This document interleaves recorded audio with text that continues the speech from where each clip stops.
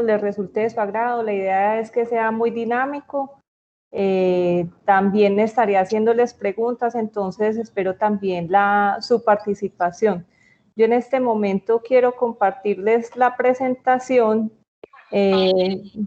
pero yo casi no uso esta plataforma, entonces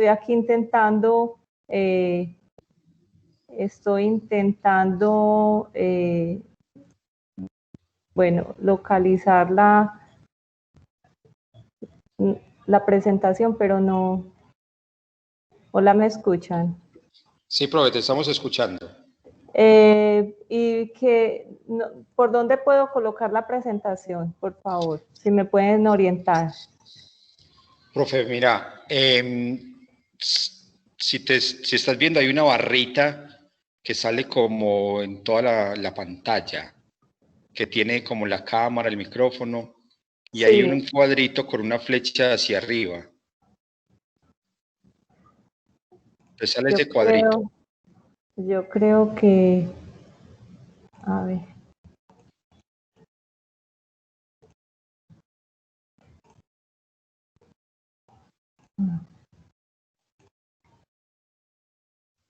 No. Es que me salió otra ventana emergente de este programa y no logro volver a la anterior. Ahí te estamos escuchando bien, profe. ¿No? Sí, pero requiero pues como la presentación para que sea un poco más dinámico. Porque si quieres me la envías y yo la presento. De acuerdo.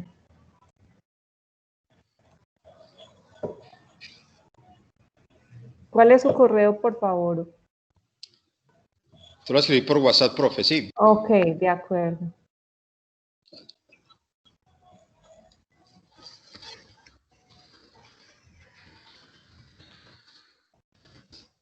Y ahí te lo escribí, profe. Sí.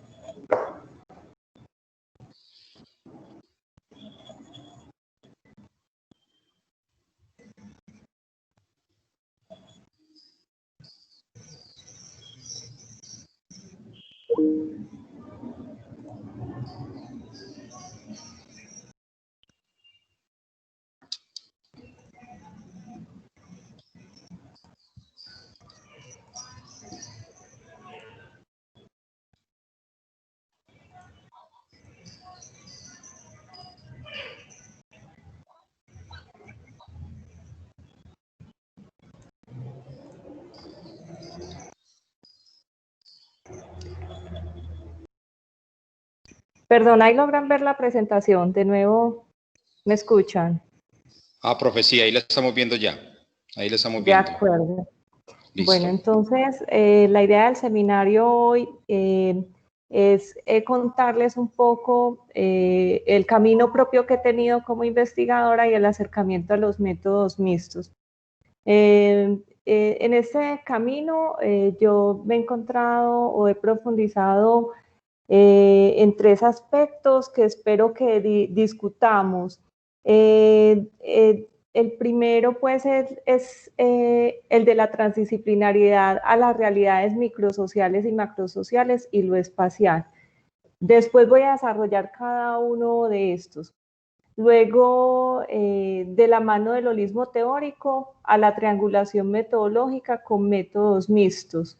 Y el primero, del cual inicié como investigadora, es los problemas de estudio y la necesidad de métodos mixtos, el inicio en medio del mundo cuantitativo. ¿Por qué inicio desde la transdisciplinariedad? Porque al encontrarme en Brasil me encuentro ya con un holismo teórico con buenas fundamentaciones, pero las realidades microsociales y macrosociales y todo lo que tiene que ver con lo espacial y el territorio implicaba una mirada más transdisciplinar, ¿sí? ¿Me están escuchando? Hola. Sí, profe, te estamos escuchando, sí, sí. De acuerdo.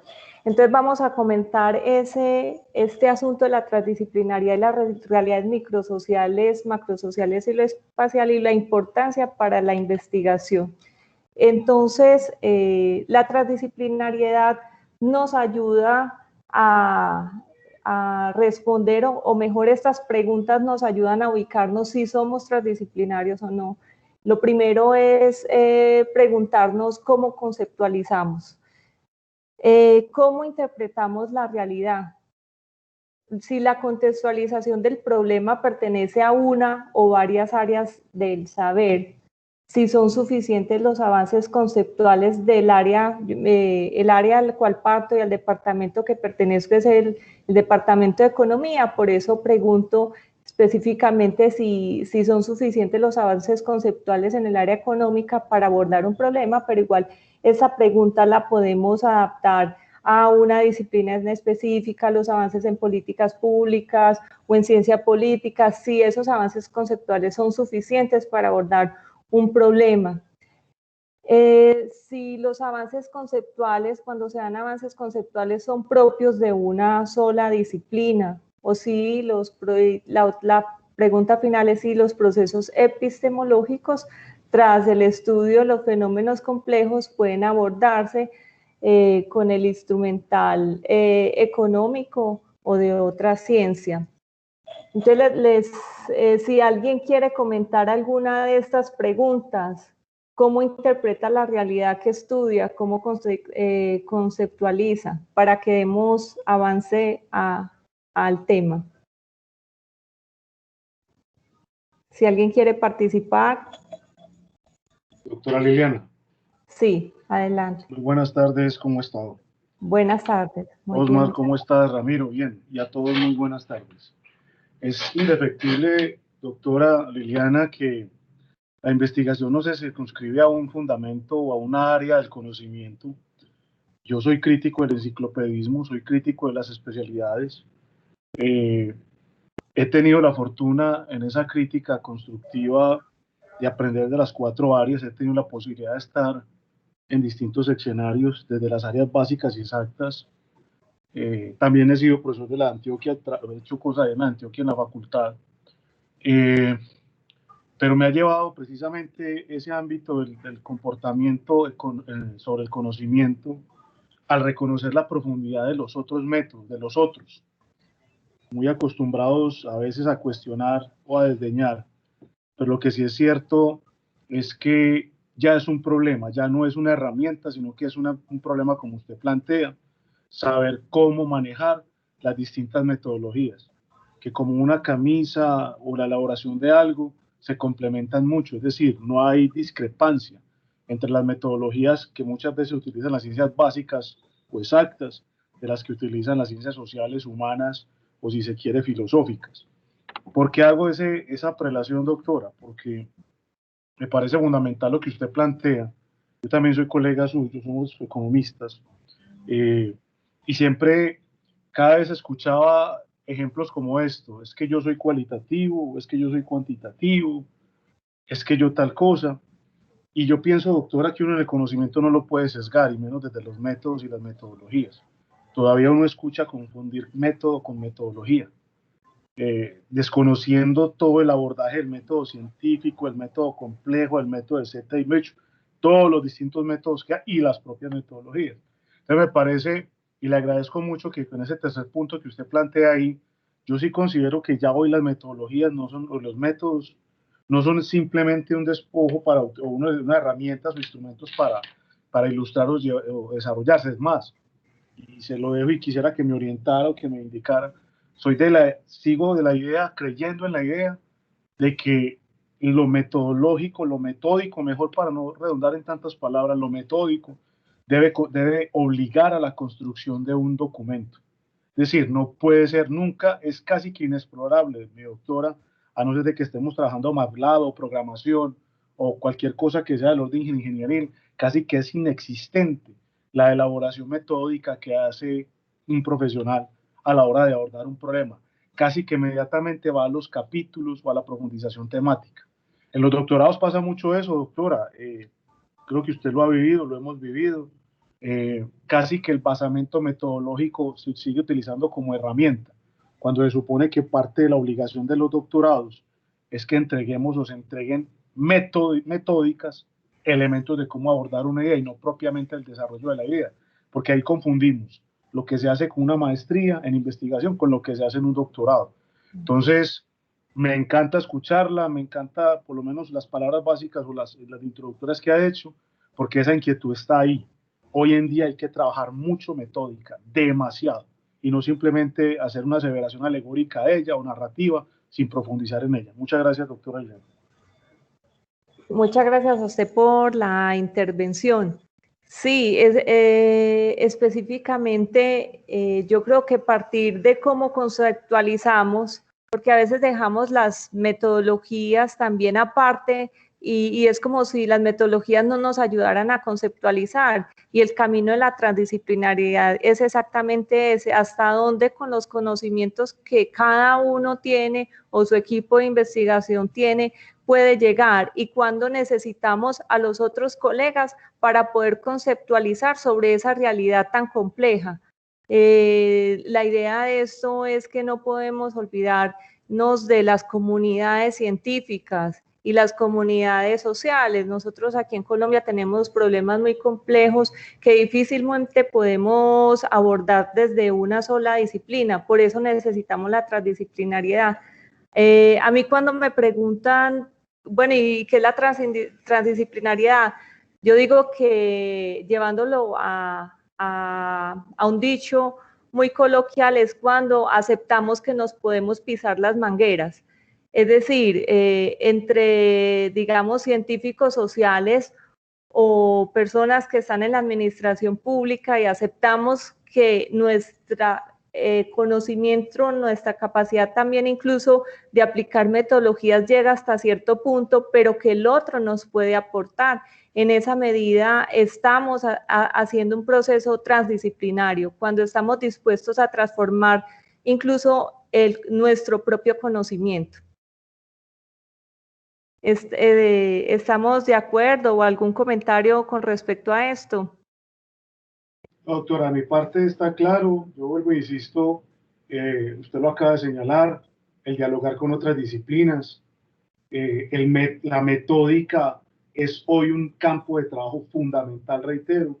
Usted acaba de señalar otra vez la impronta y lo desierto que es en la formación doctoral entregar metódicas. Seguimos construyendo capítulos o temáticas y la metódica no se ve. Uno aspiraría a que la metódica simplemente entregara 1 o 2 capítulos de cuál fue el abordaje disciplinar y transdisciplinar de la temática que desarrolló, pero no simplemente ir a los capítulos. Me parece que ahí estamos aún cojos. Todavía creemos que los campos y métodos de investigación son simplemente herramientas. Muchas gracias, doctora. Muy de acuerdo con eso. Gracias. Bueno, entonces vamos a pensar, Profe, sí, alguien más. Hay otras 2 intervenciones, la profesora Heidi y el profesor Mauricio. Te agradezco que me vayas diciendo porque yo no alcanzo a ver cuando alzan la mano, no sé por qué. Listo. Okay. Profe, no, entonces, profesora Heidi y luego el profesor Mauricio. Hola, profesora Liliana. Gusto en conocerla, al igual que saludos a todos los compañeros presentes en este encuentro. Esas preguntas, profe, que tú haces, que efectivamente nos ayudan a introducir el tema de la investigación, el tema de la transdisciplinariedad, me permite a mí primero pensar que cuando vamos a hablar de los procesos investigativos, antes de poder definir una ruta metodológica, es necesario que el investigador o los profesionales sociales efectivamente se instauren en un cierto paradigma epistemológico que incluso tú lo mencionabas un poco en la última pregunta, ¿cierto? Paradigma epistemológico que puede estar direccionado básicamente desde el paradigma positivista o desde un componente más del análisis crítico o efectivamente desde un componente más interpretativo comprensivo.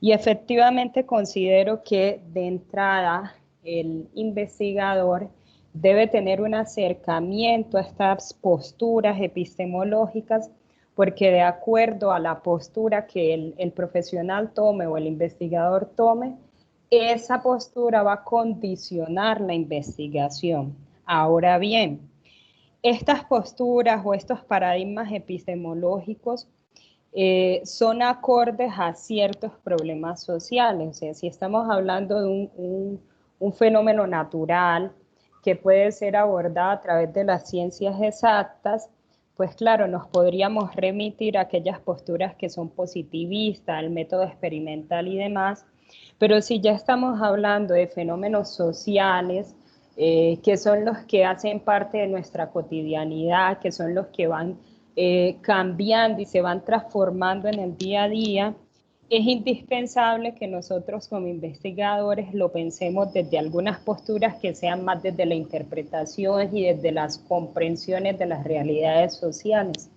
Ese es como mi aporte, profesora Liliana, al tema que usted comienza a abordar en esta tarde. ¿Me recuerda su nombre, por favor? Heidi de Marchi. Heidi, muchas gracias. Incluso yo creo que ahí es fundamental también que el investigador reconozca en qué postura epistemológica se encuentra o qué postura epistemológica está usando para abordar el problema, porque es que a veces se asume, por ejemplo, una postura positivista, pero ni siquiera se es consciente de las limitaciones que esa postura está teniendo.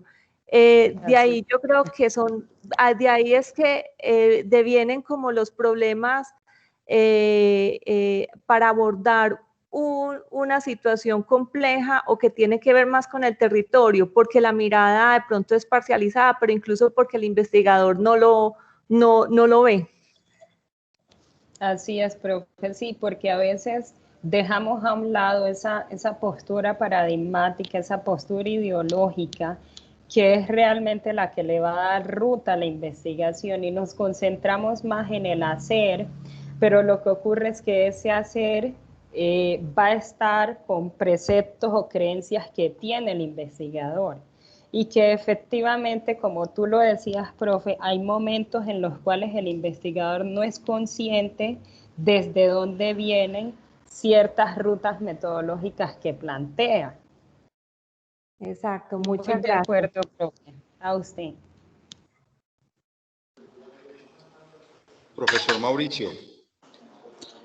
Buenas tardes para todos. Liliana, pláceme saludarte y que hayas aceptado la invitación de nosotros acá en la ESAP para que nos acompañaras en este encuentro territorial. Buenas tardes, gracias.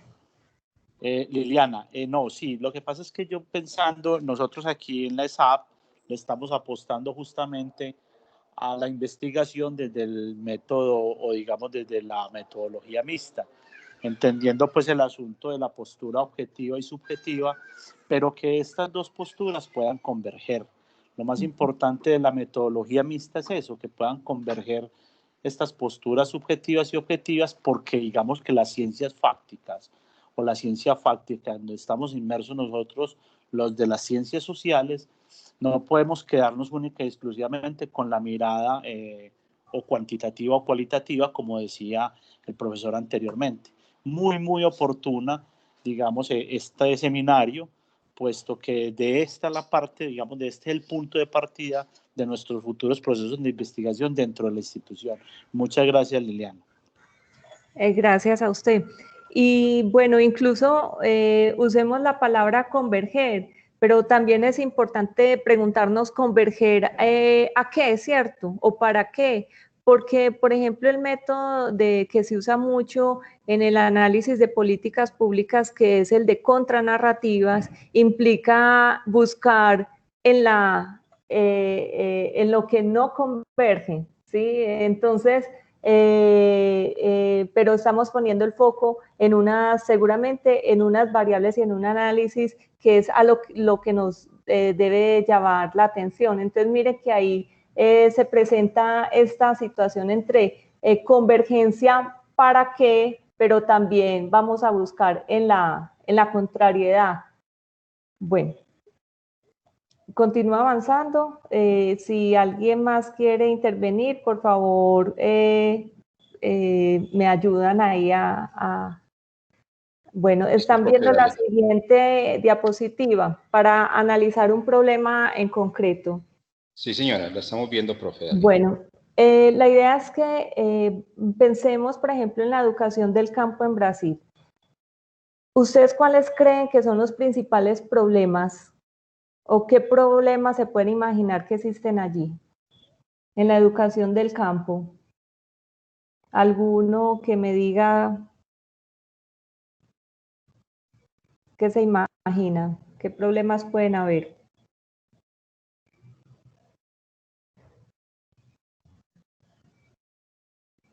¿No creen que pueden ser en algunas cosas parecidas a la de acá o sí? Sí, pueden ser asuntos de acceso, pueden ser asuntos de la misma oferta, pueden ser asuntos de la permanencia de la educación en el campo.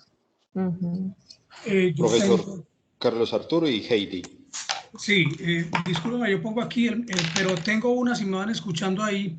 Me parece a mí que puede haber de pronto un encuentro, digamos, de variedad intercultural. Puede ser otro el asunto, precisamente por el asentamiento de nuevas colonias y precisamente esa diversidad que tiene Brasil en términos de su fenómeno cultural. Pues digamos que superficialmente sería pues uno de los, digamos que los aspectos o problemáticas que tendría esa adaptación en el campo. Gracias. Muchas gracias. Sí, mire que la última intervención me lleva a pensar en algo específico y es que nosotros generalmente a veces hablamos de educación rural y no de educación del campo y esa es la gran diferencia que existe entre estos conceptos. La educación rural es, digamos, un programa educativo que se diseña desde un ente centralizado para el entorno rural. La educación del campo debería tener en cuenta los actores mismos del campo y sus necesidades para hacer un diseño de política pública educativa, ¿sí? Acorde a las necesidades propias de los actores y los territorios y los espacios en los que ellos se encuentran. Bueno, si alguien más iba a hacer alguna intervención. Hola, la profesora Heidi. Sí, muchas gracias, profe Osman. Me surgen como dos imaginarios. Uno sería como la dificultad que tendrían los estudiantes en términos de acceso definido por el tema de las distancias para llegar a la entidad escolar, y la otra sería como la falta de recurso humano para impartir los conocimientos, podrían ser docentes. Heidi, muchas gracias. Específicamente el primero que nos cita es un problema que es muy grave en Brasil porque recordemos que Brasil es uno de los países más grandes de todo el planeta. Caben como 7 Colombias si fuésemos a hacer esa analogía. Entonces imagínense las distancias entre una escuela y otra. Bueno, vamos a suponer algo, los voy a ir llevando. Supongamos que ustedes hacen un estudio con microdatos, es decir, tenemos, digamos, una encuesta escolar, donde tenemos todas las escuelas registradas, los estudiantes, los profesores, el lugar donde queda, etcétera, más variables. Y uno de los resultados a los que se llega es que existe muy poca demanda escolar en una región. Por ejemplo, una sola escuela puede albergar los niños de otras 4 en promedio. ¿Qué recomendaciones realizarían en términos de política pública? Si tuviésemos solamente esta información, ¿ustedes qué recomendaciones harían?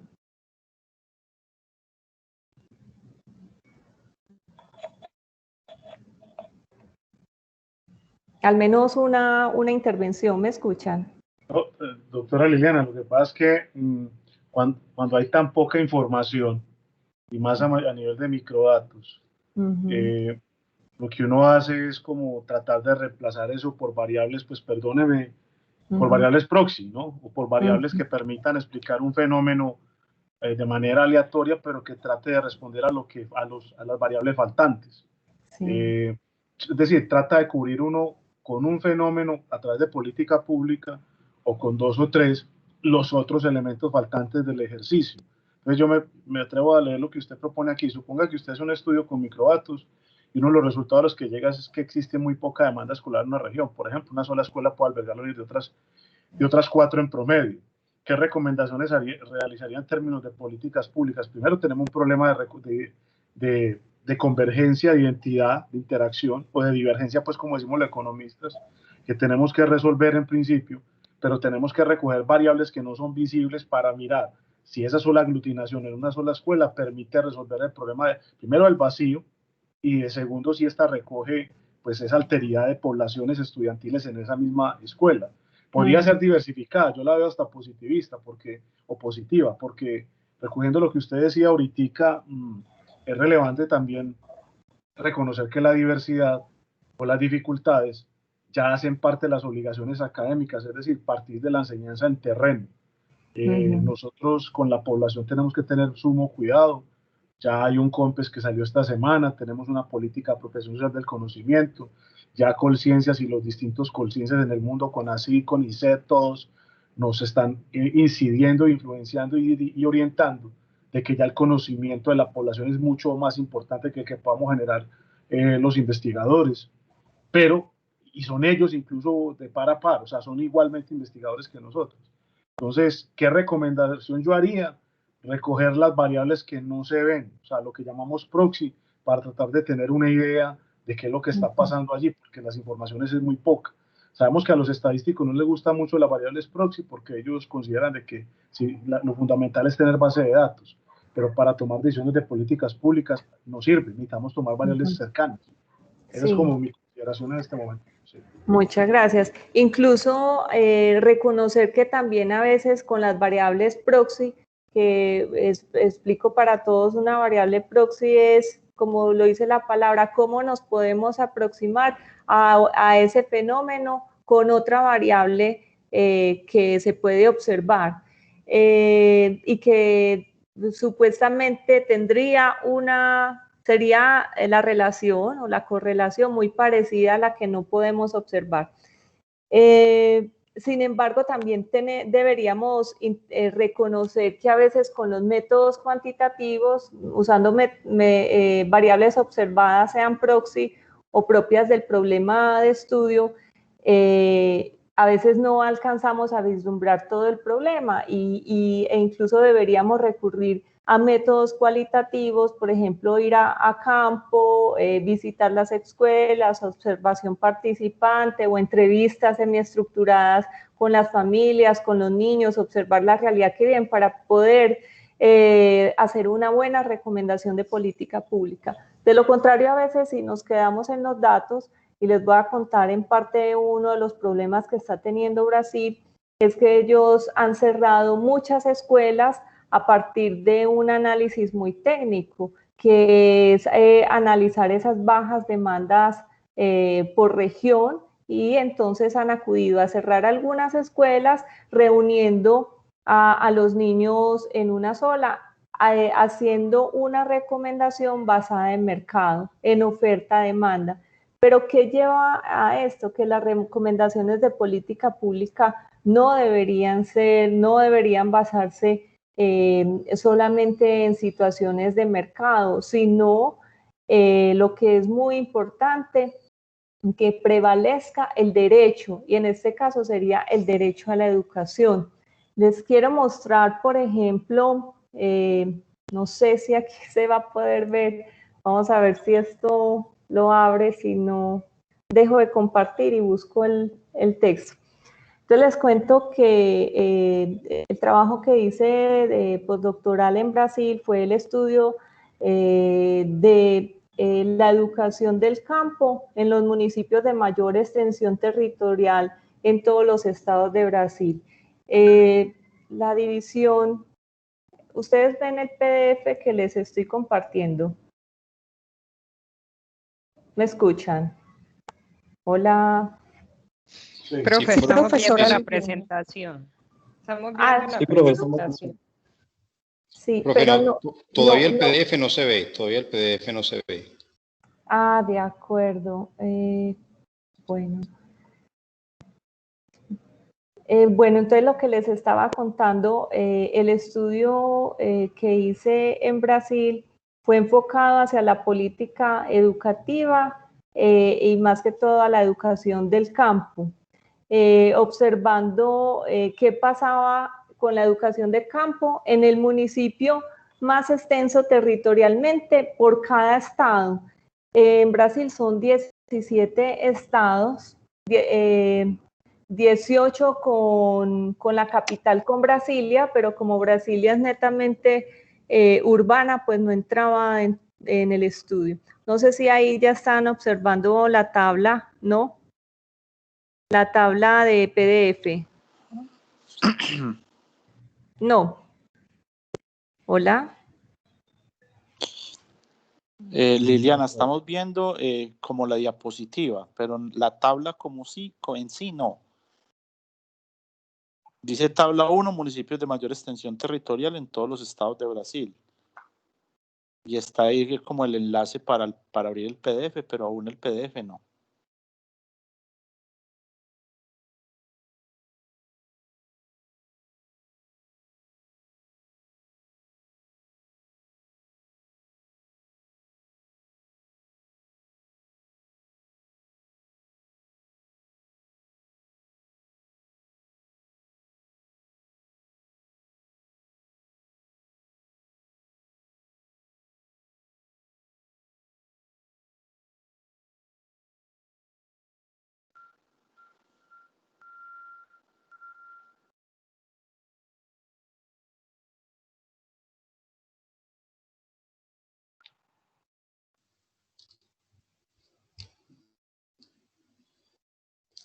Profe Liliana.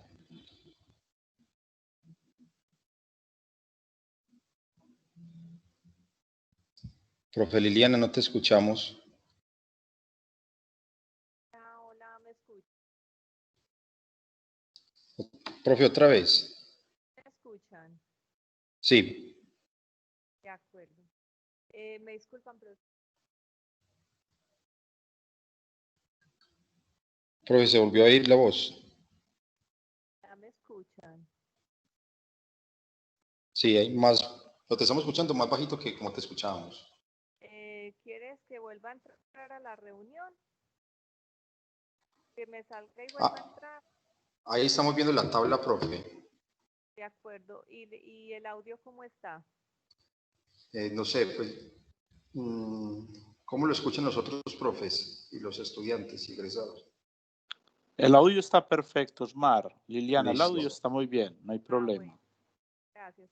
Bueno, entonces, como les decía, tenemos los municipios de mayor extensión territorial y observemos, por ejemplo, aquí algunas estadísticas. Tenemos la primera columna, son como las unidades federadas, que en nuestro caso serían como los departamentos, ¿cierto? Y la población estimada, tengo esta tabla, la hice de cuando hice el postdoctorado, entonces los datos son de 2014. Y aquí tenemos en la tercera columna el municipio de mayor extensión territorial.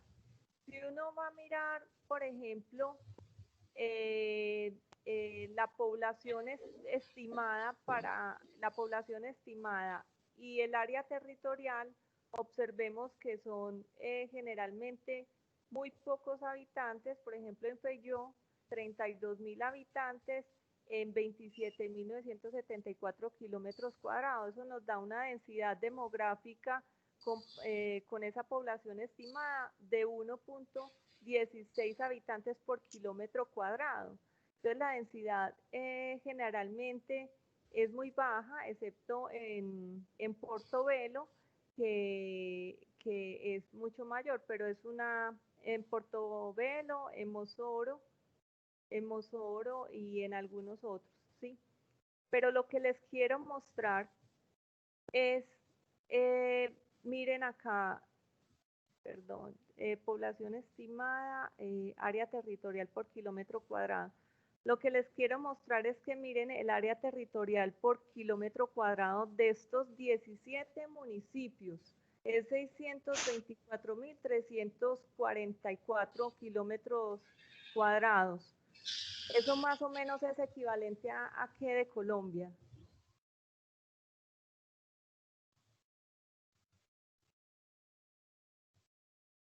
Es más o menos la mitad del territorio sin los mares, ¿sí? Por kilómetro cuadrado de área continental. Entonces, imagínense la envergadura de un problema de cerrar una escuela, ¿sí? Tenemos 17 municipios, que es casi la mitad, uniendo esos municipios sería casi la mitad del territorio de Colombia, y por una política centralista decir vamos a cerrar una escuela porque no tiene suficiente demanda, eso estaría directamente vulnerando los derechos a la educación, porque lo que encontramos en las entrevistas era que muchos de los niños tenían que salir de estos territorios donde habían cerrado escuelas, tenían que salir a las 3 de la mañana para poder alcanzar a coger el autobús, porque la alternativa de política educativa era les vamos a brindar transporte para que lleguen a la escuela, pero el niño tenía igual que viajar a la carretera, a llegar a la carretera principal por donde pasaba el transporte. De ahí las rutinas diarias eran demasiado pesadas para niños de entornos del campo, y la educación incluso en esa escuela que dejaban abierta no era adecuada para las necesidades que ellos tenían. Esto es como un ejemplo, ¿cierto? Voy a volver a la otra presentación.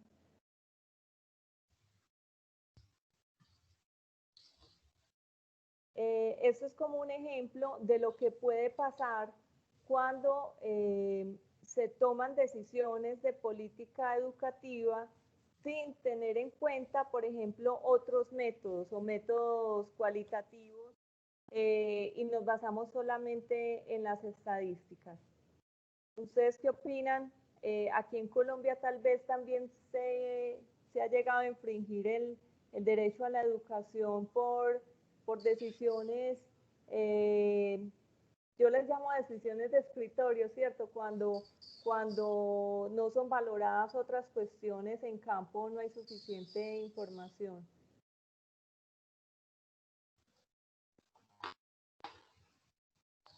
¿Aló?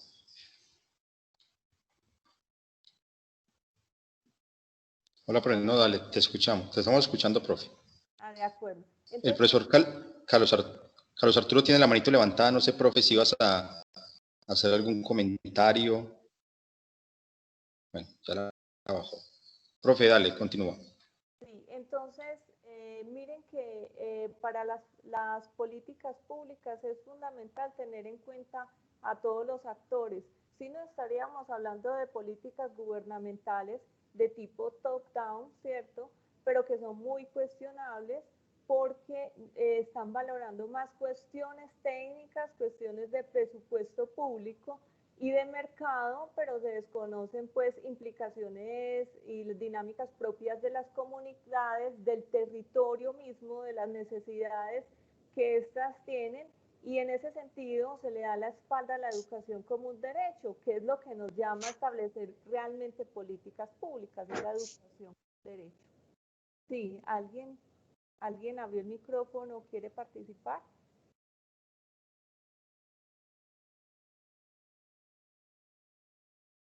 Hola. ¿Aló? ¿Me escuchan? Sí, profe, dale, te estamos escuchando. Entonces, esto para volver a las preguntas iniciales, miren que un proceso investigativo se puede vivir o asimilar desde una percepción propia y del conocimiento, pero es una mirada parcial. Eso no implica que, por ejemplo, los técnicos que en Brasil tomaron las decisiones del cierre de escuelas no son buenos investigadores y no se formaron en universidades buenas. Posiblemente tienen todos los elementos, pero no reconocen que su mirada es una mirada parcial y que la política pública necesita de la mirada de los actores.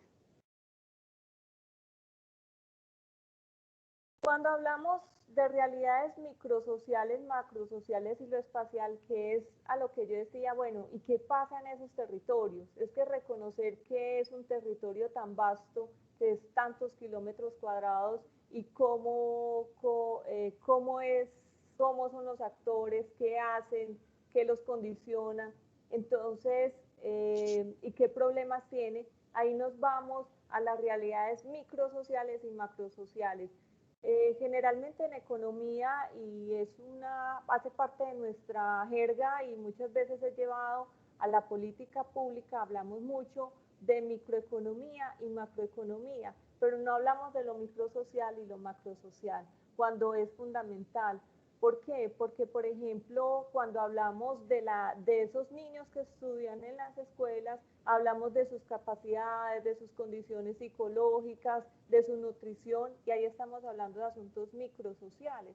Pero cuando hablamos de cuestiones macrosociales, estamos hablando incluso de las instituciones, de los derechos, de las estructuras de clase, etcétera. Y lo espacial, ustedes ya lo saben bien, que es cuando vamos a cuál es el espacio que determinan esos actores y cuál es el espacio en lo que se mueve lo microsocial y lo macrosocial. Entonces ahí nosotros, cuando vamos a esas realidades, tendríamos que observar y analizar y aplicar metodologías para ver las causas del problema de estudio que estamos analizando, las condiciones, el contexto en el que surgen, la asociación con otros problemas, incluso la asociación entre actores, para qué se asocian, los asuntos de contradicción también son fundamentales, no solamente los de convergencia. La contradicción, por ejemplo, en lo que estaba antes, es asegurar la tutela, pero la contradicción es que eso no mejoraba el bienestar y eso no mejoraba la educación. La función, ¿sí? ¿Alguna intervención? Escucho.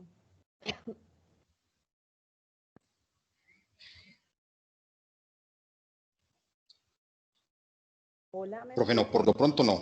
No, de acuerdo. Sí, sí, profe, te escuchamos. Bueno, entonces, están viendo ahí estas imágenes. Sí, señora, sí las estamos viendo. Esta fue una visita que hicimos a campo para visitar unas familias en la zona de Paraná, Brasil, al sur de Brasil. Bueno, si ustedes observan algo en particular en esta foto, ¿qué dirían ustedes que es esto?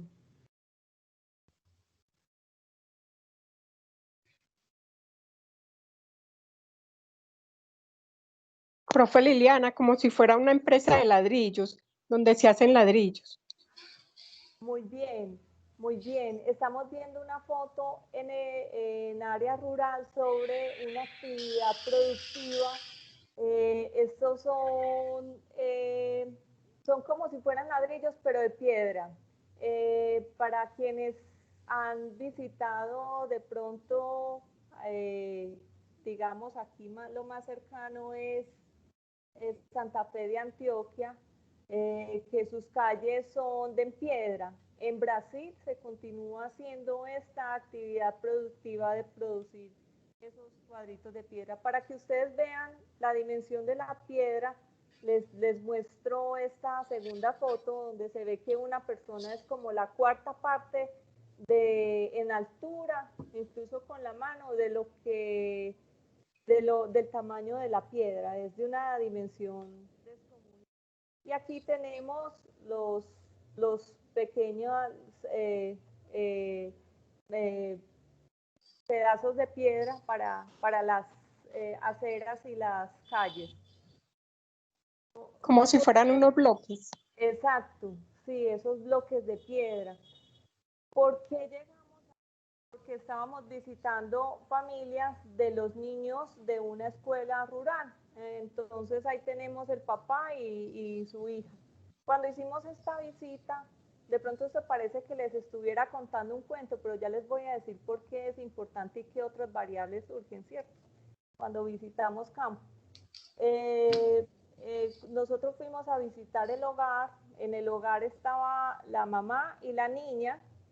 Luego, cuando llegamos allí, la niña nos acompañó, la madre se quedó en el hogar y encontramos al papá y al niño que tiene, en ese entonces la niña tenía 12 años y el niño tenía 14.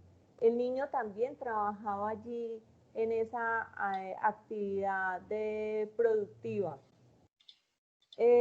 ¿Por qué es fundamental? ¿Por qué para este tipo de casos que hablamos de educación y se puede llevar a la investigación en otros terrenos es fundamental ir a campo? Porque ahí nos damos cuenta de otro tipo de relaciones incluso de estatus, de poder, cuestiones de roles femeninos y masculinos y de reproducción de esos roles, de si el niño realmente, por ejemplo, que va a la escuela de pronto no rinde, porque está cansado, porque tiene, por ejemplo, este niño con 14 años ya tenía su columna afectada y él nos contaba que él trabajaba allí. Su papá también partiendo los bloques de piedra. Entonces, uno en campo puede observar muchas cosas, distancias, bienestar de la familia, territorio. Si nosotros solamente nos fuéramos a los datos, analizaríamos, por ejemplo, toda la codificación de empleo y producción a nivel internacional, y esto estaría en las líneas más bajas, ¿cierto? De esa clasificación internacional uniforme de actividades productivas, pero no, nos perderíamos todo lo otro, ¿sí? Bueno, ¿por qué esto es importante? Porque mezclar varias metodologías cuantitativas y cualitativas nos lleva a poder observar la realidad, y eso hace parte del pensamiento sistémico. Es una realidad vista como un todo, no porque vayamos a mirar, nuestro problema de estudio principal es observar ese niño y su educación y su interacción con otras dimensiones del bienestar en su espacio. Pero esa realidad, ese pensamiento sistémico y esa realidad compleja nos lleva también a observar cuestiones como posición de clase y poder, condiciones de calidad de vida, la reproducción de roles dentro del hogar y fuera de él. Entonces, esto hace parte, si nosotros conjugamos todo ese corpus teórico y metodológico, esto nos lleva a un pensamiento y a una acción investigativa transdisciplinaria que va de la mano a un pensamiento complejo. Miren que nosotros no estamos diciendo es que como solamente voy a estudiar la educación, me interesa la escuela, el niño y ya está. No, son cosas más complejas que nos permiten, si estamos abiertos, integrar otras partes y de hecho hacer una unión crítica del conocimiento. Tanto esa complejidad, estar abiertos a observar esa complejidad desde varios ¿Bien o no? campos. Y, Bien, bien. y tener Profe. esa transdisciplinariedad nos ayuda a entender el mundo actual. Sí, adelante. Sí, hola. Hola, ¿me escuchan? Hola. Sí, profe, sí, te estamos escuchando. De Si quiere, acuerdo. continúa. Dale, profe. Ustedes me dicen del tiempo hasta dónde llegamos, porque sé que hay una última parte que es de discusión. Entonces, me avisas, por favor. Listo, profe, dale.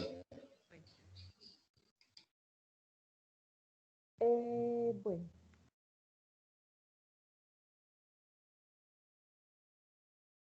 Bueno, entonces,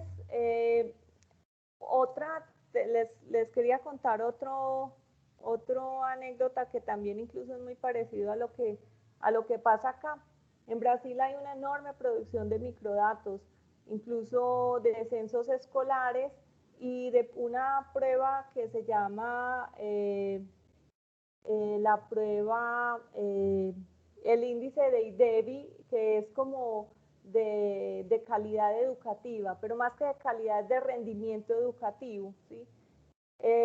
Bueno, esto es una producción de microdatos a gran escala porque es un censo escolar que se produce en Brasil todos los años y se publican.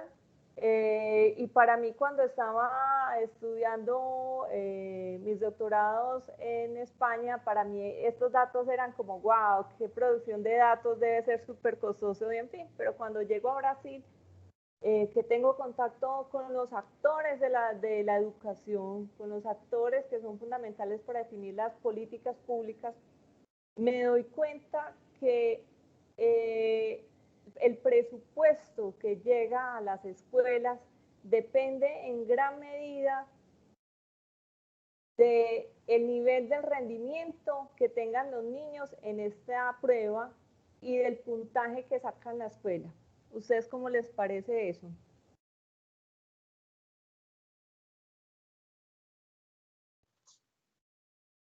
Maestra Liliana, me parece terrible porque en las condiciones que pueden estudiar esos niños, ¿qué les podemos exigir para dar los resultados y los logros que pueden obtener? Exactamente, entonces,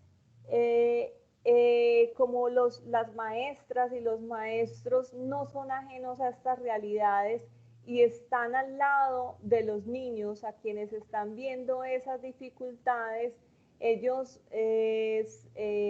terminan ayudando a los niños para que presenten las pruebas, para que a la escuela pueda seguir funcionando y no les quiten recursos, ¿sí? De esta manera, esos datos tienen un sesgo. Entonces, yo siempre, pues a partir de todas estas experiencias, les digo a los positivistas y más que todo a mis alumnos economistas que hay que tener una humildad también en los usos metodológicos, porque a veces se dice que los métodos cualitativos no son tan generales, no son tan rigurosos, pero ¿quién dice que el dato no tiene un sesgo? O que el dato se recogió en campo sin ningún problema. De hecho, el dato no nos dice muchas veces qué es lo que está pasando, o nos dice cosas que se generalizan, que afecta la decisión del actor en términos de la propuesta que hace de política pública, y como no hay una verificación en campo porque la muestra dio significativa, entonces esto afecta a todos unos procesos, incluso sociales y públicos, ¿sí? ¿Cuál es bueno, aquí les traía a colación pues, otro aspecto, y es que los científicos sociales y los hacedores y analistas de políticas públicas tenemos que tener un compromiso con la transformación social. Ese compromiso no es no es con nosotros mismos, no es con nuestro camino, eso sería muy egoísta. Esta sociedad necesita de una transformación profunda y muchas veces lo que hacemos con las metodologías incluso es intentar a que se den transformaciones. Nosotros también hicimos visita a algunas escuelas y como ustedes ven, por ejemplo, se cuidan los jardines, no tiran basuras y aparece un problema también muy palpable en muchos de los avisos de las escuelas y es stop drogas, ¿sí? Informa. Esto nosotros con los datos no lo podríamos capturar, pero yendo allí nos damos cuenta de, por ejemplo, cuáles son los problemas que tiene la comunidad o los que observan los profesores y con los cuales tienen que hacer pedagogías para intentar que el alumno escape a estos problemas que a veces no son visibles para las políticas públicas que de pronto se deciden, o más que políticas públicas, políticas gubernamentales o que toman decisores burocráticos. Bueno, fotos de las escuelas, fotos de actividades que se hacen allí. Entonces, miren que esto fue un sábado y estaban los jóvenes haciendo capoeira en un entorno rural. La pregunta es nosotros, si vamos un sábado a una escuela aquí en Colombia, ¿qué actividad encontramos que esté haciendo? O sea, porque eso habla también de la identidad, del entorno, del espacio y de las cosas que hay que preservar. Al principio les decía, bueno, son metodologías también que transforman y que la idea es de apoyo a la sociedad. Aquí nosotros con un grupo de profesoras de allí, del lugar donde hice mi postdoctorado, estábamos también haciendo un taller para los profesores. Hasta el momento vamos bien, ¿me escuchan? ¿Tienen alguna pregunta, algún comentario?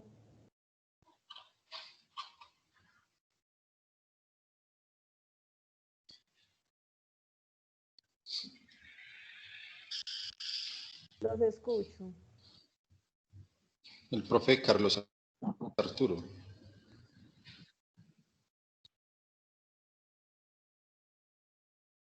Profe Carlos, no lo escucho. Perdón, ahora sí. No había activado el micrófono.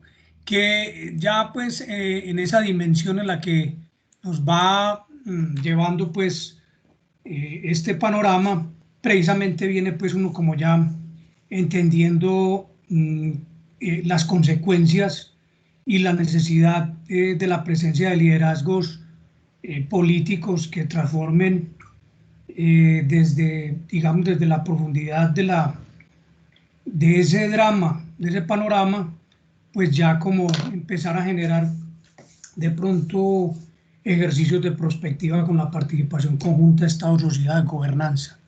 Pues eso me imagino que usted lo experimentó. Muchas gracias. Sí, profe, exactamente, hay varias metodologías y esta es una de ellas.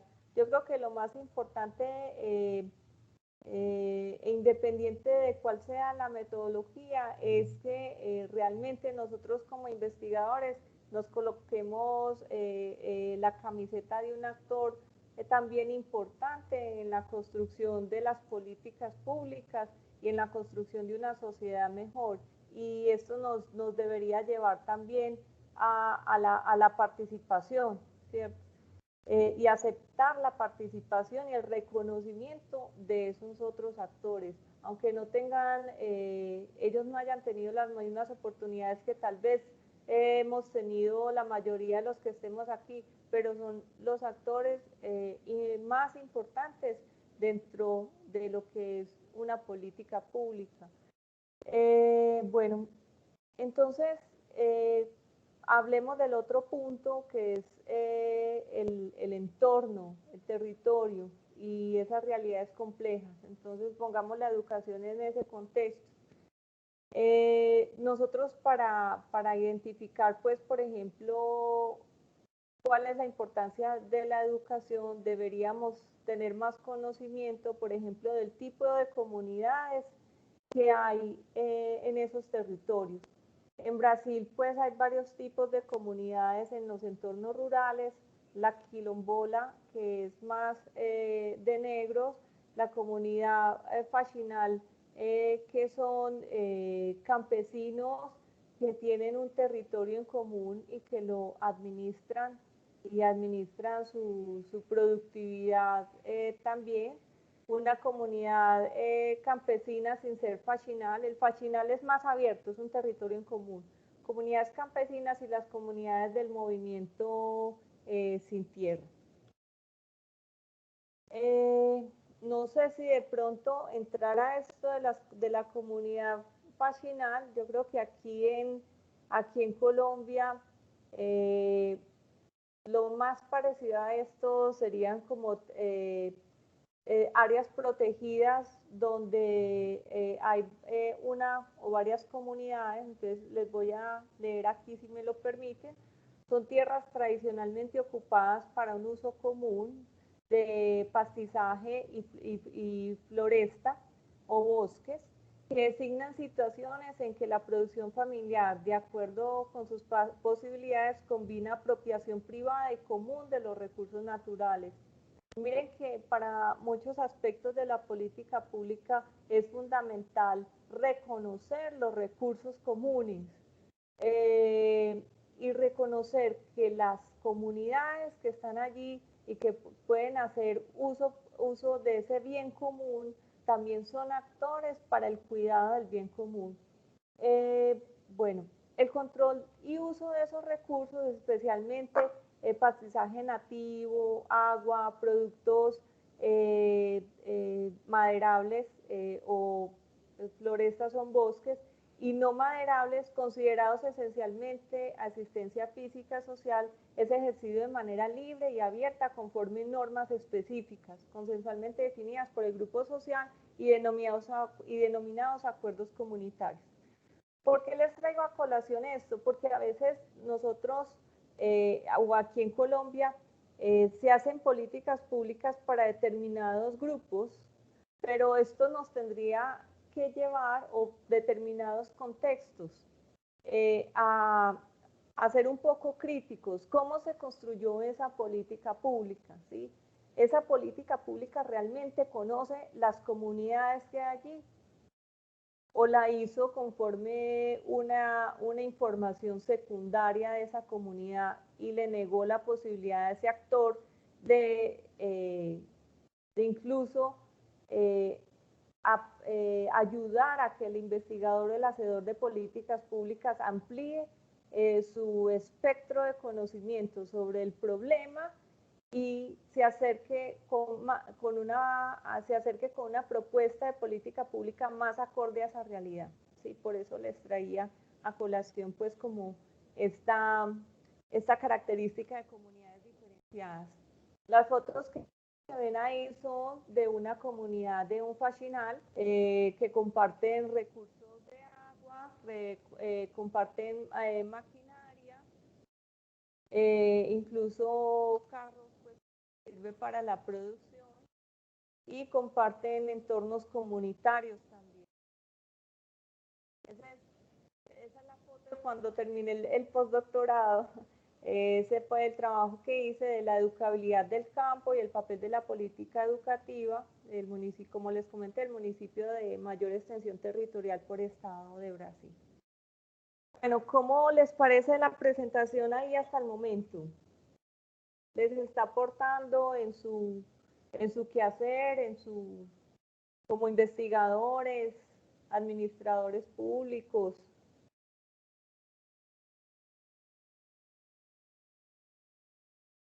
¿Ya no están o no me escuchan? Hola. Hola, profe. Sí, te estamos escuchando, claro que sí. Profesora, no, claro que sí, claro que nos está aportando mucho para nuestro quehacer, para, digamos, las directrices o hacia dónde estamos apuntando, y entender definitivamente que el dato estadístico es un dato frío, es un dato que muchas veces no refleja la realidad, pero que como indicador en algunas situaciones que la política pública o la misma política de Estado, la política de gobierno, como usted las define, pues finalmente se nutre y bebe del dato, bebe del indicador, bebe del índice. Pero en ocasiones es muy bueno y es muy pertinente, digamos, profundizar de dónde salió ese dato, qué nos dice ese dato, cómo se construyó ese dato, cómo construimos el indicador, algo que es muy importante para nosotros ahora en la ESAP, entender, interpretar, digamos, y diseñar nuevos indicadores desde las ciencias sociales. Entonces, claro, la estadística es un apoyo, eso no lo podemos discutir. Cuando nosotros hablamos de promedios, de varianzas, de covarianzas, de desviación estándar, pero finalmente, insisto, el dato en algunas ocasiones es muy frío. Entonces necesitamos de ese otro elemento, de cuál es, digamos, la característica y la esencia del dato para entender, digamos, ese comportamiento de las variables que nosotros analizamos en las diferentes investigaciones. Por supuesto que nos está dando muchas indicaciones y mostrándonos un camino distinto, un camino alternativo de procesos de investigación. No, muchas gracias, profesora. A usted muchas gracias. Sí, profe, disculpe. Adelante. Bueno, lo que pasa es que pues es fascinante, digamos, este tema porque me introduce más en otras inquietudes. Digamos que las investigaciones por lo regular, de acuerdo a lo que usted pues plantea y que verdaderamente disfruto, uno diría, las investigaciones se hacen para que se queden. Pero, como dicen por ahí en una propaganda de radio, cuando teníamos las respuestas, cambiaron las preguntas. Entonces, digamos que traslademos aspectos precisamente basados en las metodologías y en las preocupaciones que pueden haber en ciertos territorios y en ciertas comunidades. Verdaderamente en los datos muchas veces son desafiantes en términos de darles continuidad y que puedan permitir sobre eso investigar posteriormente. Es decir, que la investigación se quede, pero que verdaderamente transforme también verdaderamente la importancia de ese esfuerzo. Muchas gracias. A usted muchas gracias. Sí, yo creo que es unir de la mano entre metodologías cualitativas y metodologías cuantitativas, pero lo más importante y lo que no podemos perder de foco es que las realidades son complejas y entre más complejas necesitamos posiblemente triangulación metodológica, varios métodos que nos ayuden a entender como esa realidad. Si desconocemos a veces la limitación de los métodos, sean quali o quanti, posiblemente si nosotros estamos usando esos resultados que tenemos para plantear un proyecto, un programa, una política pública, seguramente estaremos incurriendo en algún error. Yo creo que les voy a mostrar, está muy largo, yo creo que les voy a mostrar esto para cerrar y si ustedes me quieren invitar para otra oportunidad, para dar paso como a la discusión, yo creo que será mejor. ¿Ustedes qué opinan?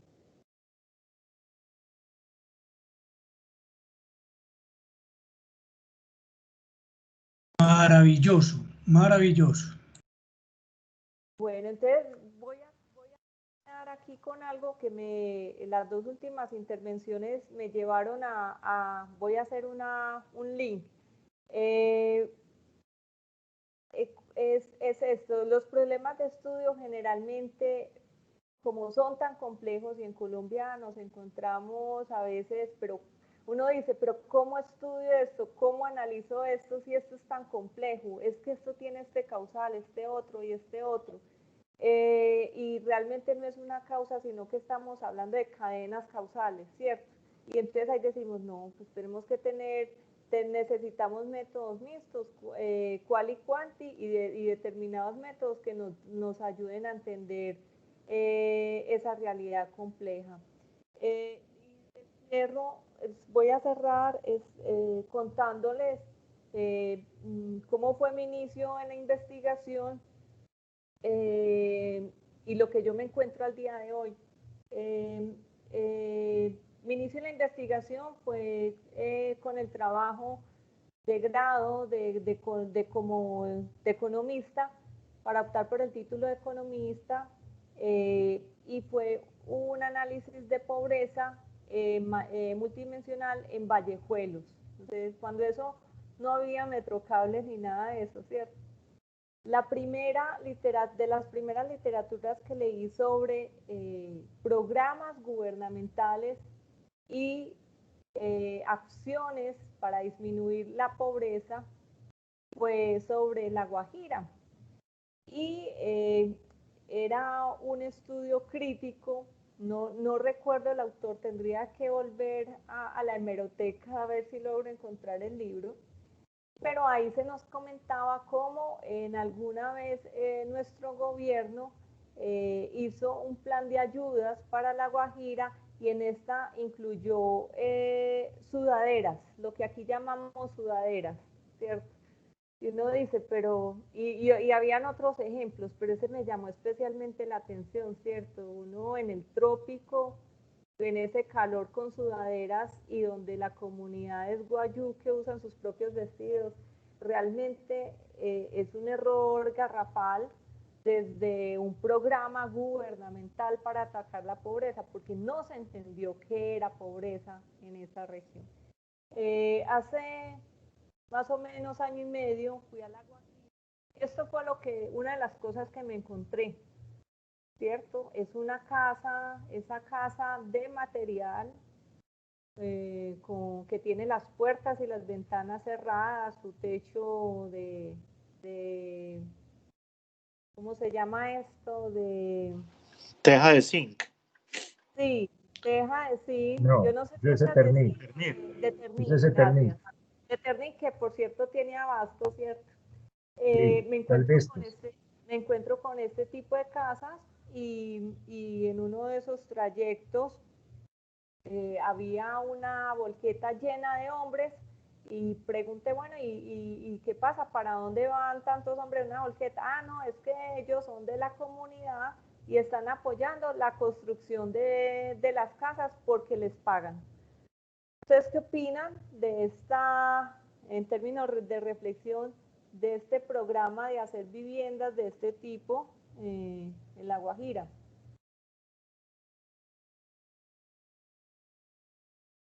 Que sería muy importante, profesora, preguntar si desde el desarrollo local y desde la localidad, de la endogeneidad, si es que necesitan realmente ese tipo de construcción, si es que es la construcción adecuada para las necesidades que ellos tengan.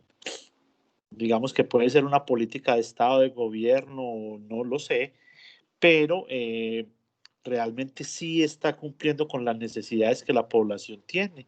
Uno podría pensar así de una manera bastante corta que no, puesto que con lo agreste del clima y digamos lo inclemente de ese sol, pues una teja de ese tipo no le va a generar, digamos, una condición de vida adecuada a quien habite esta construcción. Pues uno pensaría eso, ¿sí? ¿Alguien más que quiera decir algo?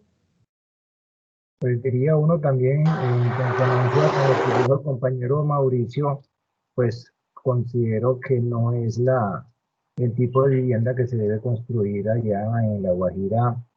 Mire las ventanas, por ejemplo, completamente cerradas, en donde debe ser una vivienda con bastante ventilación. Entonces uno diría que no cumplen las condiciones ambientales, ¿cierto? Climáticas de la región. Sí, y además de ambientales y climáticas, culturales. Sí, sí, claro, vale. Culturales también, indudablemente. Entonces, miren, y uno se pregunta, bueno, ¿y por qué las dejan construir entonces? ¿Por qué la comunidad a que se construyan? ¿Sí? Que se haya construido, elaborado con base a las condiciones de la región, diría uno, ¿no? Disculpe, no le escucho bien.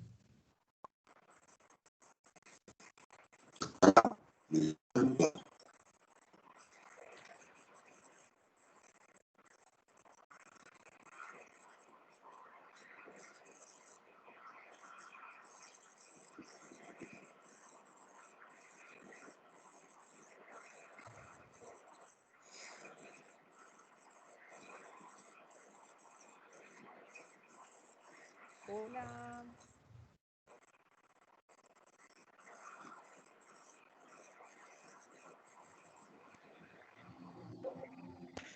Hola, buenas, ¿me escuchan ahora?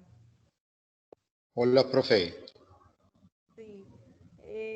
Ya dejé de compartir, ¿Estás por ¿cierto? ahí? ¿Cómo?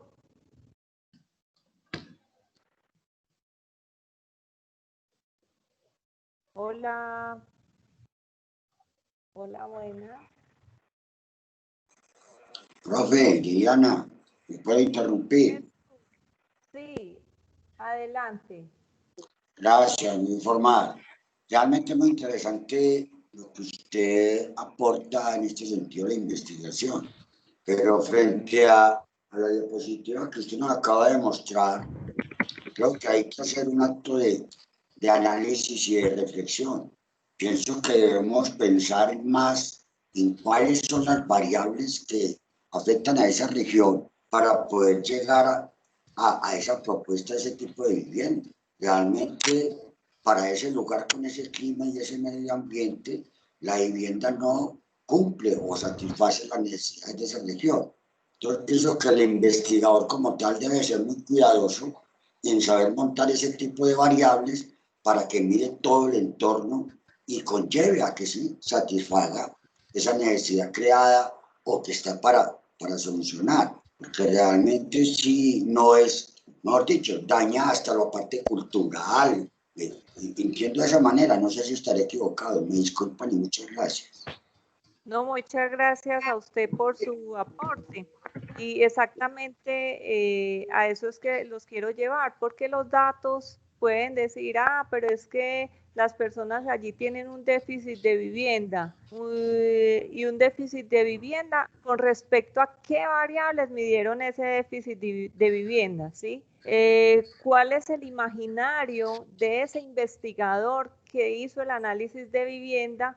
¿Y cómo se propusieron esas viviendas para las Guajiras? ¿Y qué le faltó a ese análisis de necesidades, que es la primera parte del ciclo de políticas públicas, para hacer una buena propuesta acorde a los asuntos ambientales, culturales, territoriales? Y lo cultural allí es fundamental, porque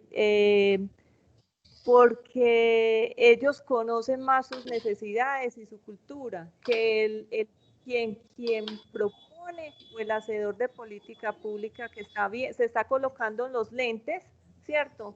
Los lentes de sus propias necesidades, de las necesidades de su territorio, no de las necesidades del otro. Y posiblemente hizo un análisis estadístico genial, ¿cierto? Que le mostró el déficit de vivienda, pero si no se acerca con otros métodos, tenemos este tipo de resultados en programas que se llevan a cabo con recursos públicos en Colombia.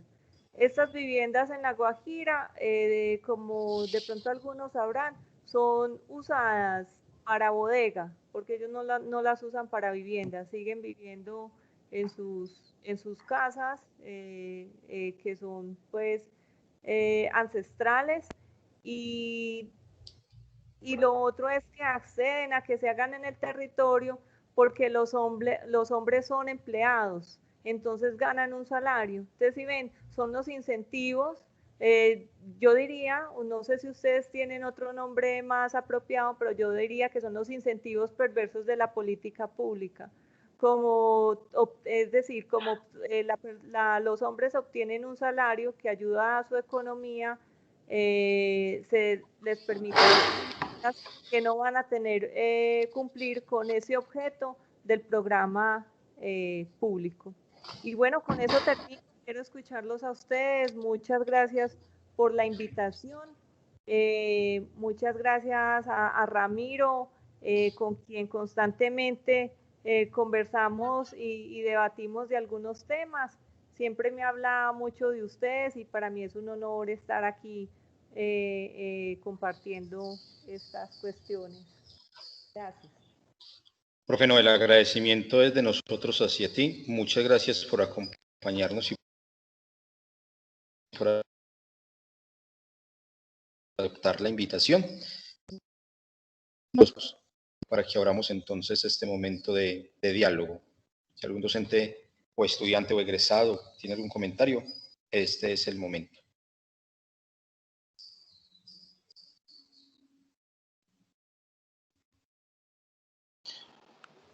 No, les voy a compartir, digamos, una experiencia. Cuando yo estaba en la maestría, hicimos un trabajo en la maestría, digamos, un diagnóstico, una primera mirada, una categorización, una caracterización entre el barrio Las Flores y, se me olvida, hombre, aquí donde era el basurero de Medellín, se me olvida. Ahí el que queda en el bosque, me olvidó el nombre. Bueno, se me pasa en este momento. Moravia. El barrio Moravia. Muchas gracias, Moravia. Entonces, entre el barrio Las Flores, arriba donde hicieron, digamos, cerca a la campiña, en Pajarito, hicieron pues unas viviendas allí, pues para trasladar las personas de Moravia hacia allá.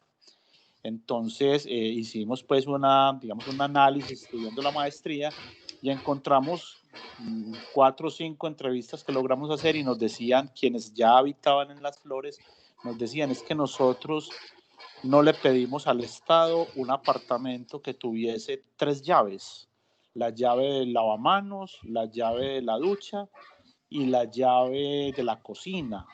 Nosotros no le pedimos un apartamento, de hecho nosotros seguimos utilizando la poceta para lavar los trastes, para lavarnos los dientes y para lavar la trapera. De hecho, nosotros no entendemos por qué nos dieron estos apartamentos. Ahí es cuando entiende uno que las políticas públicas y los programas o planes que tienen los gobiernos muchas veces no van enfocados a suplir las necesidades de los territorios. Ese cordón umbilical entre Las Flores y Moravia no se ha podido perder. De hecho, existe transporte entre ambos territorios, transporte informal incluso, porque van solo a dormir a Las Flores, pero viven todo el día en Moravia.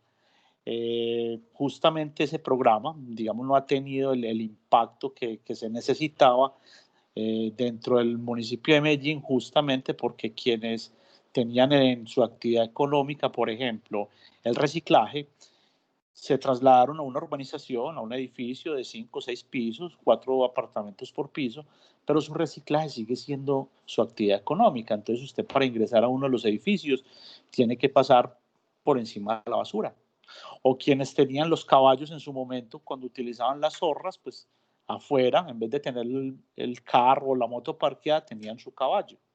Hace mucho tiempo en el colombiano salió digamos que hace alusión incluso a un dicho muy popular de un caballo en un balcón.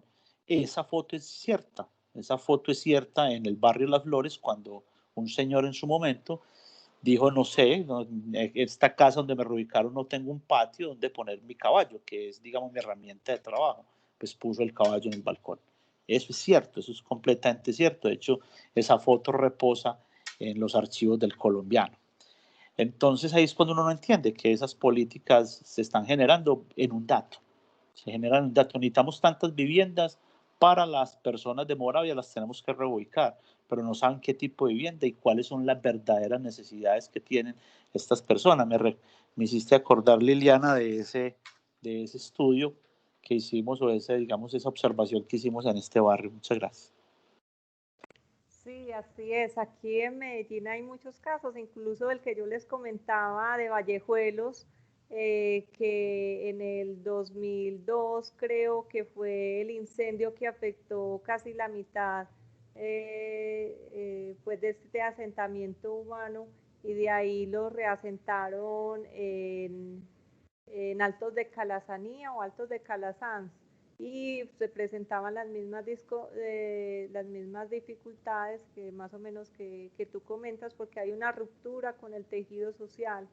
Y el problema no solamente es este, sino yo creo que incluso no hacerle seguimiento al programa gubernamental, porque mira que tú nos comentabas, nosotros hicimos cuatro entrevistas y ustedes se dieron cuenta de un montón de variables que tal vez si se hiciera este tipo de seguimiento, se haría una especie de corrección para los programas a futuro.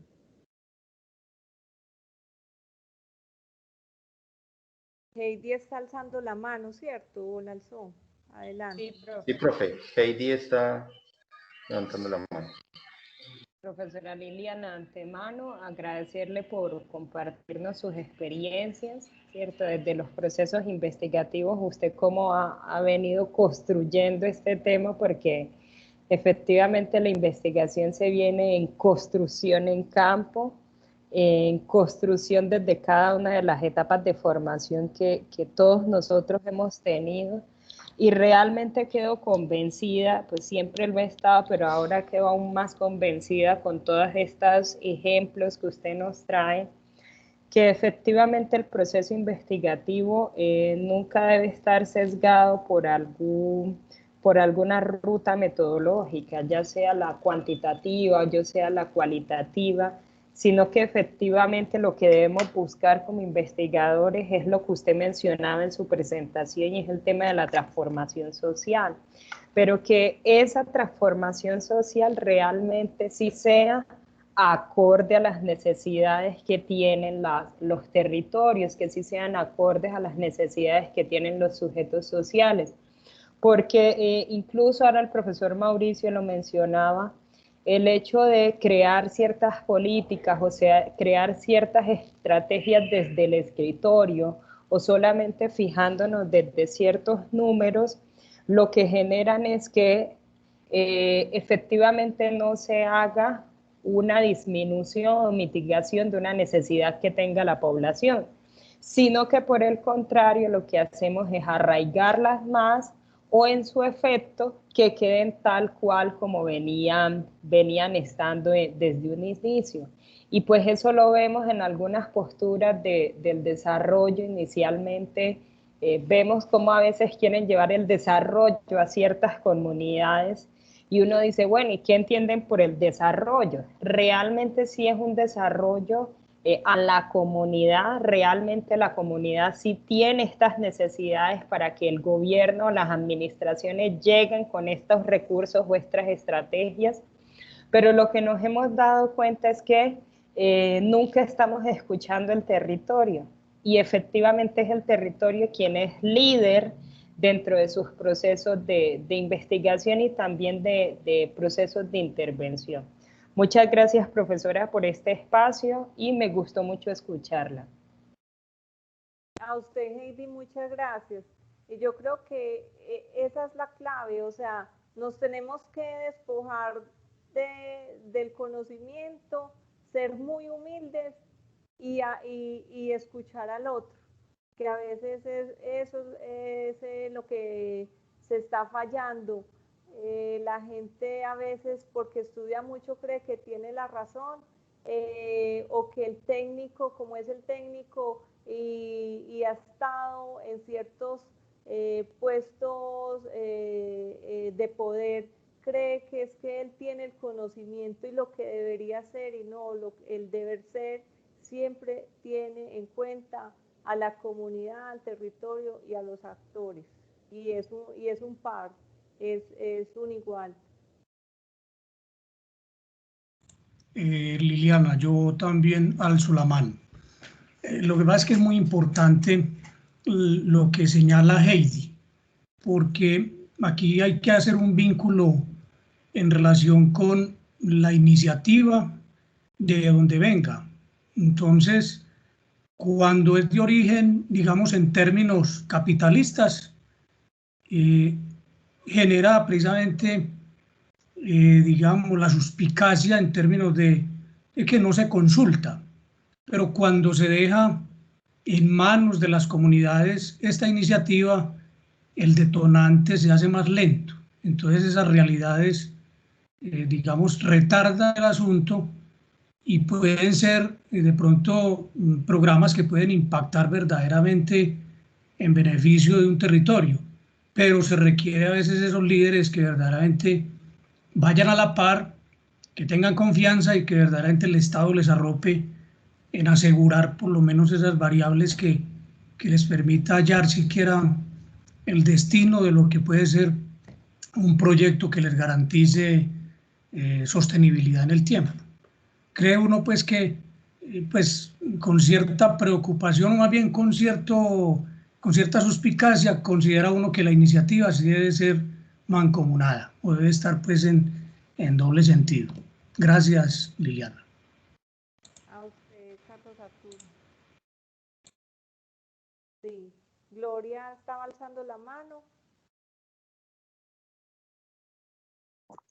Sí, maestra. Muchas gracias y me pareció muy interesante, muy importante lo de todos los ejemplos que nos puso o que nos trajo a colación en esas diapositivas.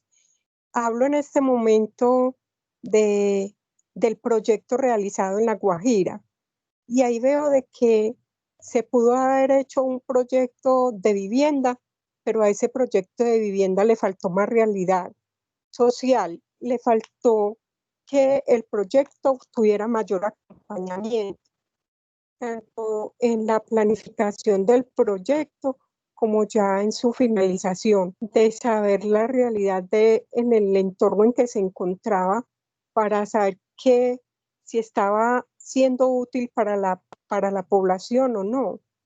Y fue un proyecto que veo que lo dejaron a la deriva, que se hiciera lo que de pronto a su momento fue algo rápido como para cubrir esos recursos, gastar esos recursos y ya.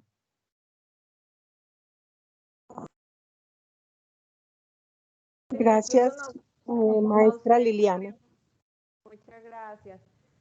Incluso nosotros tenemos el COMPES de los ODS. Este tipo de casas no cumple con nada de lo que es los ODS, porque incluso afecta el calentamiento global. Pero bueno, sí, ¿alguien más? Sí, bueno, muchísimas gracias, profesora Liliana.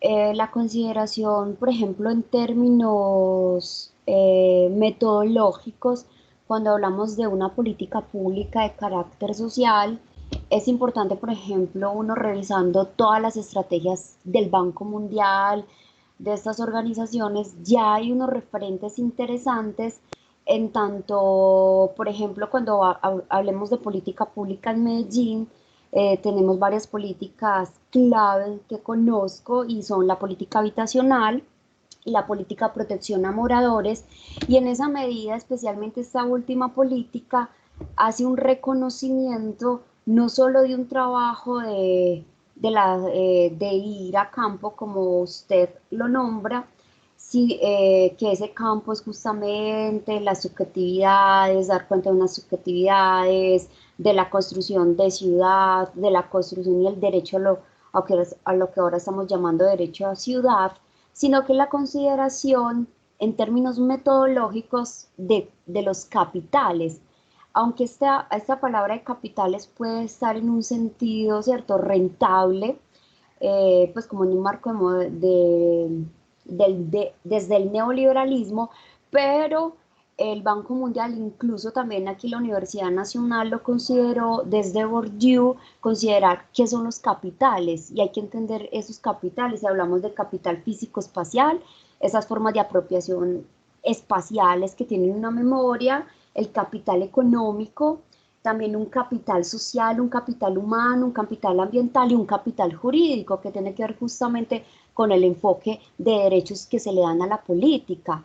Y a veces se piensa que necesariamente toda esta valoración de estos capitales tiene que tener una compensación en dinero, no necesariamente, es un reconocimiento o un restablecimiento de los derechos y de las memorias que pasan en una ciudad que está borrando en cierta medida unas memorias. Entonces, ahí yo creería, en términos metodológicos, vuelvo e insisto, cuando nosotros estamos abordando no solo una investigación, como usted lo llama, mixta, lo cuantitativo y cualitativo, ¿cierto? Además, ya hay muchos instrumentos que nos permiten hacer un análisis cuantitativo. Bueno, están los algoritmos, en fin.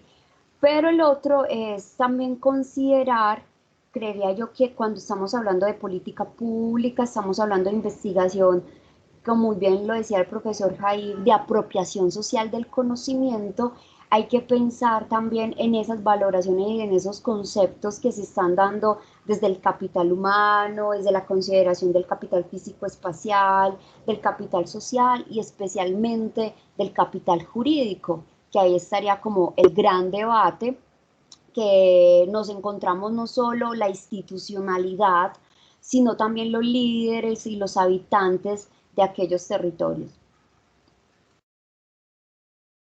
Lady, muchas gracias. Sí, y el capital cultural también, ya que mencionaste Bourdieu y las cuestiones de hábitos. Aquí en Medellín pasa algo que a mí siempre me pareció muy extraño desde que comencé a investigar pobreza. Y es que, por ejemplo, Vallejuelos era catalogada como una zona de alto riesgo no recuperable. Sin embargo, se hizo metro cable en una zona de alto riesgo no recuperable. Entonces uno se pregunta hasta qué punto las decisiones de infraestructura que se toman en este tipo de zonas no termina avalando la habitabilidad. Entonces son cuestiones también a tener en cuenta, porque lo que tú dices, Lady, el capital jurídico, ¿cierto? Los planes de ordenamiento territorial, muchas de estas zonas han sido recatalogadas. ¿Hasta qué punto realmente esa recatalogación sí corresponde a la realidad o corresponde a intereses particulares o a personas que tienen más capital que otros de uno de estos capitales que tú mencionas?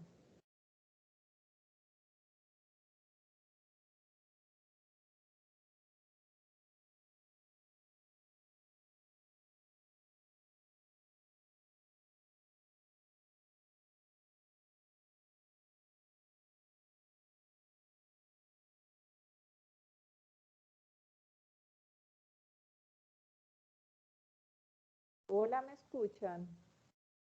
Yo creo que me llega retardado el audio. Profesora Liliana, aquí estamos. Si hay preguntas adicionales, comentarios adicionales a la disertación de la profesora Liliana, continuamos en la misma estrategia. No, yo quiero, buenas tardes, mi nombre es Diana Posada y quisiera hacer un aporte desde la experiencia. Yo vivo en una urbanización en Yarumal, donde hay personas multiculturales de toda clase de culturas. Y la problemática que se ha venido presentando es una problemática social, de convivencia, de falta de oportunidades. Son personas que se les brindó una oportunidad de tener una vivienda, pero sin tener la capacitación o el apoyo institucional para enseñarles cómo convivir dentro de esos proyectos de vivienda o dentro de esas viviendas que se les entregaron. Personas que les entregaron una vivienda o un apartamento con puertas y como no tenían la cultura de vivir en el pueblo, arrancaban las puertas para prender los fogones de leña. Entonces, cuando se van a realizar esos proyectos de vivienda o proyectos productivos a corto o largo plazo, se debe tener en cuenta un acompañamiento institucional. Y también se debe tener en cuenta las identidades culturales y tradicionales que traen ya esas personas y esos territorios. Muchísimas gracias. Diana, muchas gracias por tu aporte.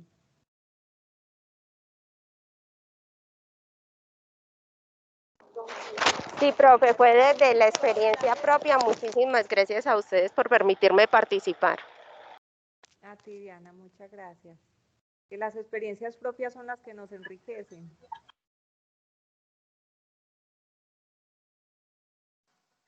Muchas gracias, Diana. Muchas gracias, profesora Liliana, por su respuesta. Continuamos con la opción de participar y de plantear inquietudes, comentarios, reflexiones y, desde luego, apuntes a la disertación de la profesora Liliana.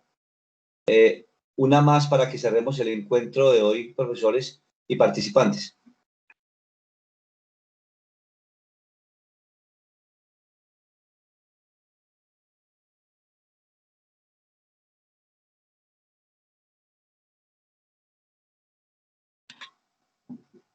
Profesora Liliana, agradecer muchísimo su disposición académica y su tiempo para compartir con nosotros esta experiencia. Quedan un número de preguntas en calidad de perspectivas futuras de investigación, como por ejemplo Brasil en el contexto de América Latina y su experiencia lograda en materia de políticas de vivienda. Efectivamente, sistemas de información aplicados a sistemas de investigación con perspectiva de rectificación de modelos de la educación superior y la investigación aplicada. Igualmente, la relación de la investigación como un saber en curso con actores sociales y acciones colectivas de orden local. De modo, profesora Liliana, que dejan allí sus presentaciones, un conjunto de elementos que desde la administración pública tienen respuesta y que desde luego merecen investigación sobre el tema. Profesora Liliana, escucharla una vez más y agradecerle muchísimo su participación y compartir con nosotros su experiencia y su trayectoria profesional e investigativa. Ramiro, a usted muchas gracias por la invitación. Agradezco a todos los participantes por sus valiosos aportes, por aceptar a ser parte de un diálogo. Y bueno, espero que nos volvamos a encontrar. Un abrazo muy grande para todos y muchas gracias por la invitación. Muchas gracias, profesora Liliana. Muchas gracias, profesora Liliana, por tu Muchísimas gracias, profesora Liliana. exposición. Muchísimas gracias. Con mucho gusto. A usted muchas gracias. Muchas gracias, profesora Liliana, por enriquecernos con sus conocimientos. Un abrazo fuerte. También para ustedes un abrazo.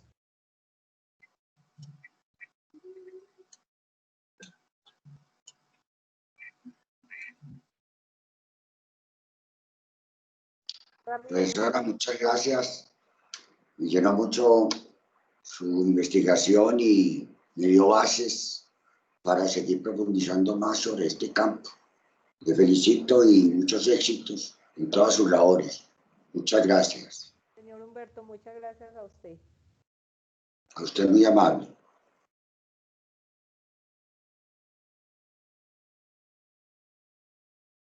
Ramiro, ¿usted cierra el evento?